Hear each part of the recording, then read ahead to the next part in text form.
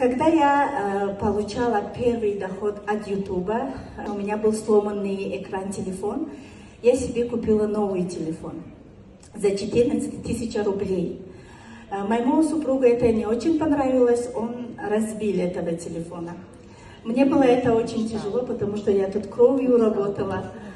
И со следующего своего дохода я покупала еще другой новый телефон. К сожалению, это тоже он разбил. На этот раз я пошла, взяла кредит, оформила кредит, но на этот раз я вела себя мудро. Когда муж редко приезжал, я ее спрятала телефон. Я и так была идеальная жена, у меня была все чистота, дети обутые, чистые, все бараны ухоженные. Особенно зимой это очень трудно услышать, да, со стороны, да, ухаживала за баранов. Ну ладно, ухаживала, покормила, ничего. Нет, я их постригла, каждые 3 месяца я их уколы делала.